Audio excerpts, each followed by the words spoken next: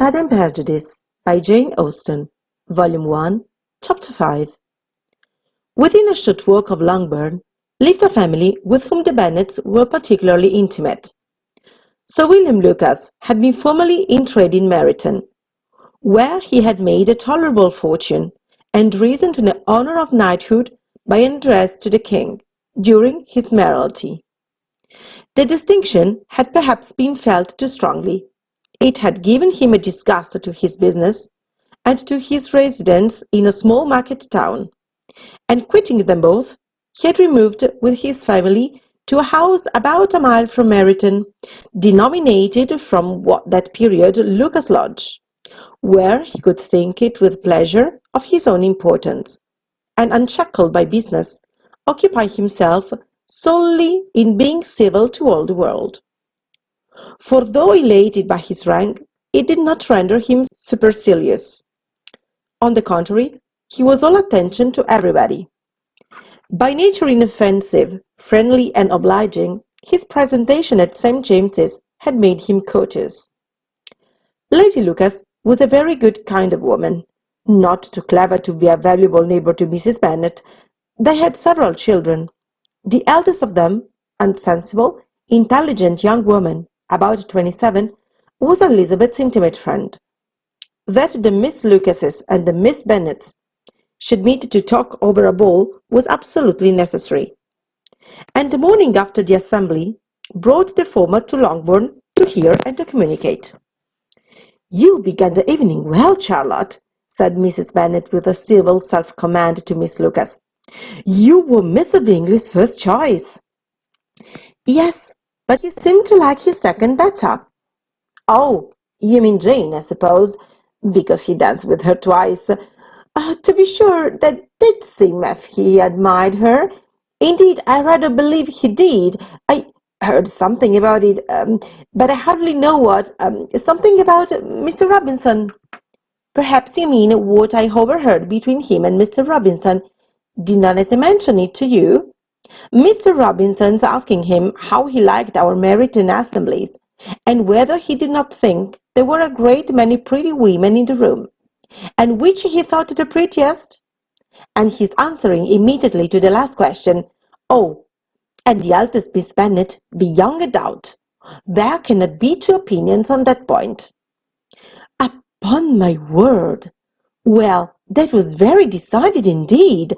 That does seem as if, but however, it may all come to nothing, you know."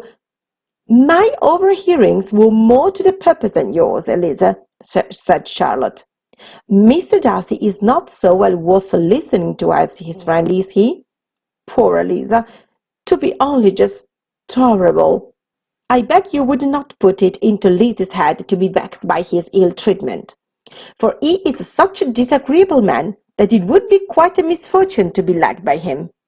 Mrs Long told me last night that he sat close to her for half an hour without once opening his lips."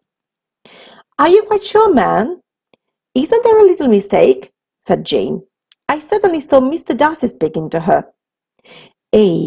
Because he asked him at last how he liked Netherfield, and he could not help answering her, but she said it seemed very angry at being spoke to."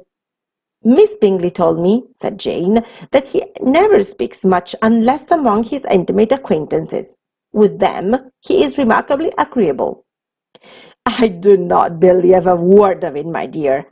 If he had been so very agreeable, he would have talked to Mrs Long. But I can guess how it was.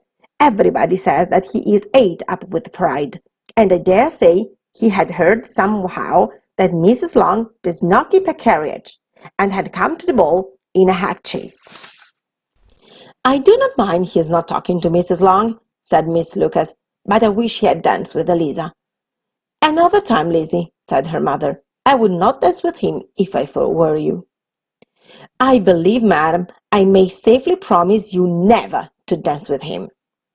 "His pride," said Miss Lucas, "does not offend me so much as pride often does, because there is an excuse for it. One cannot wonder that so very fine a young man, with family, fortune, everything in his favour, should think highly of himself. If I may so express it, he has a right to be proud." "That is very true," said Elizabeth, "and I could easily forgive his pride if he had not mortified mine." "Pride," observed Mary, who picked herself upon the solidity of her reflections, "is a very common failing, I believe. By all that I have ever read, I am convinced that it is very common indeed, that human nature is particularly prone to it, and that there are very few of us who do not cherish a feeling of self-complacency on the score of some quality or other, real or imaginary. Vanity and pride are different things, though the words are often used synonymously. A person may be proud without being vain. Pride relates more to our opinion of ourselves, vanity to what we would have others think of us." "If I were as rich as Mr Darcy," cried the young Lucas, who came with his sisters, "I should not care how proud I was. I would keep a pack of foxhounds and drink a bottle of wine every day." "Then you would think a great deal more than you ought," said Mrs Bennet, "and if I were to see you at it, I should take you away your bottle directly." The boy protested that he should not. She continued to declare that she would, and the argument ended only with the visit.